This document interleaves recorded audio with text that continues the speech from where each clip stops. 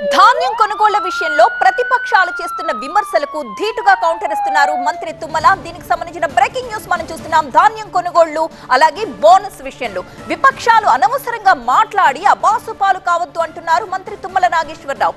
Bonus ఇవ్వాల్సి వస్తుంది అన్న కారణంతో సన్న రకాల్ని కొనుగోలు చేయడం లేదన్న బీజేపీ ఆరోపణల్ని ఆయన కొట్టిపారేశారు. రైతుల విషయంలో బీజేపీకి ఉదారతే ఉంటే 17% తేమ నిబంధనను మార్చే విధంగా కృషి చేయాలంటూ సూచించారు. ధాన్యాన్ని కొనుగోలు చేయలేరంటూ ప్రతిపక్షాలు ప్రచారం చేస్తూ ప్రజల్ని మభ్యపెట్టే ప్రయత్నం చేస్తున్నారని మండిపడ్డారు తుమ్మల.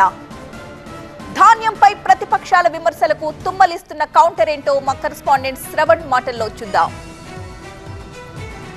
2 లక్షలు రుణమాఫీ చేయడం అనేది చాలా పెద్ద విషయం. ఆ తర్వాత 2 లక్షలు పైబడి చేస్తున్నారు. రైతు భరోసాకు సబ్ కమిటీ విధి విధానాలు అవుతున్నాయి. ఈ 500 బోనస్ ఇచ్చే ప్రాసెస్ కూడా స్టార్ట్ అయింది. రైతు సంక్షేమ ప్రభుత్వం నాగ కోటేశ్వరరావు గారు అయినా తేనెటీగల పెంపకం చేస్తూ 12 లక్షలు సంపాదిస్తున్నారు. మీరు వారి నుండి నేర్చుకోవాలా? అయితే ఫ్రీడమ్ యాప్ని డౌన్లోడ్ చేసుకోండి. నెక్స్ట్ ఇంకేం చేయబోతుంది? గత ప్రభుత్వం ఇవ్వనటువంటి రుణమాఫీతో పాటు 2 లక్షల రూపాయలు ఉన్నటువంటి రైతులందరికీ ఈ రోజుకి 18,000 కోట్లు ఇవ్వటం జరిగింది.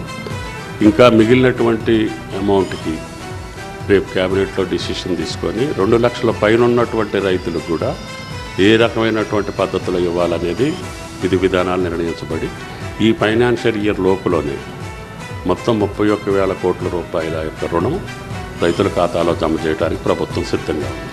ఇంత సిద్ధం చేస్తున్నా, ఫండ్స్ ఇంత రెడీ చేసి పెట్టినా కూడా ఎందుకు ప్రతిపక్షాలు మార్కెట్లోకి వెళ్తున్నాయి, రైతుల దగ్గరికి వెళ్తున్నాయి అంటే ఏంటి గ్యాప్ ఏంటి? మీరు ఇంత గొప్పగా చెప్తున్నారు, వాళ్ళేమో ఏదో బూచిని చూపించే ప్రయత్నం చేస్తారు. ఏంటి ఇది నిజమా? అది నిజమా? ఆయా రాజకీయ పార్టీల యొక్క విజ్ఞతకే వదిలేస్తారు. గతంలో ఇదే రోజున ఏం జరిగింది, ఈ రోజున ఇదే రోజున ఏం జరిగింది కూడా నేను వివరాలు ఇచ్చాను.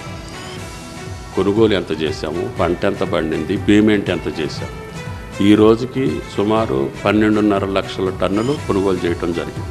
దొడ్డు రకం, సన్న రకం వాటన్నిటికీ కూడా సుమారు 10,000 కోట్ల రూపాయలు ప్రభుత్వం కార్పొరేషన్ ద్వారా రిలీజెస్ కూడా మొదలుపెట్టాం. అదేవిధంగా 6 గ్యారెంటీలో ఒక పథకమైనటువంటి బోనస్ కూడా సుమారు ఈ సంవత్సరం 61% సన్నాలు పండించారు. ఎప్పుడూ లేదు. గతంలో కొంతమంది సన్న బియ్యం ఇస్తామని చెప్పి మాటలు చెప్పారు తప్పితే సన్న బియ్యం ఏపీ లేకపోయారు, కొనుగోలు చేయలేకపోయారు, పేదలకు పంచలేకపోయారు. కానీ ఈ ప్రభుత్వం అట్లా కాదు. అన్నమాట ప్రకారంగా 500 ప్రకటించిన తర్వాత రైతులందరూ సన్నధాన్యాన్ని పండించారు 61%. కాబట్టి ఈ సంవత్సరం 500 ఇస్తున్నాం. నిన్ననే 1000 కోట్లు రిలీజ్ చేశాము. అది రైతుల ఖాతాల్లోకి జమ అవుతుంది. ఎంత కొనుగోలు చేయాలో కూడా 30 లక్షల టన్నులకు కూడా బోనస్ను కూడా మేము సిద్ధం చేసి పెట్టుకున్నాం. కాబట్టి ఇటువంటి వాళ్ళు ఒకవేళ కొనలేరు లేకపోతే చెయ్యలేరు అనే అబోధ కల్పనలతోటి ప్రజలను మభ్యపెట్టాలనుకుంటే ధాన్యం అమ్ముకుంటున్న రైతులు సంతోషంగా ఉన్నారు. ఈ 17% తేమ శాతంకి ప్రభుత్వం నిర్ణయించింది. కానీ బీజేపీ వాళ్ళు ఏమంటున్నారంటే తేమ శాతం లెక్క చేయకుండా చూడకుండా కాంగ్రెస్ తెలంగాణ ప్రభుత్వం కొనుగోలు చేయాలంటుంది. మీరేమో ఢిల్లీకి వెళ్ళి మరి పర్మిషన్ తీసుకుని ఇవ్వండి కొంటామని అంటున్నారు. మరి మాయిచ్చరుంటే ప్రభుత్వం కొనేదేమో గోడౌన్లో నిల్వ చేసి తర్వాత మిల్లింగ్ చేసి పేద ప్రజలకు ఇవ్వాలి. తేమ శాతం ఎక్కువ ఉంటే ఆ ధాన్యం చెడిపోతుంది.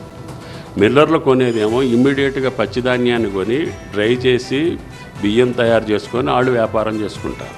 కాబట్టి పచ్చోట్లు అమ్ముకునే వాళ్ళకి ఒక 10 కేజీలు తగ్గుద్ది, ఎండబెట్టుకునే వాళ్ళకి 10 కేజీలు తగ్గుద్ది. కాబట్టి మాయిశ్చర్ ఎక్కువ ఉంటే ధాన్యం చెడిపోద్ది గోడౌన్లో.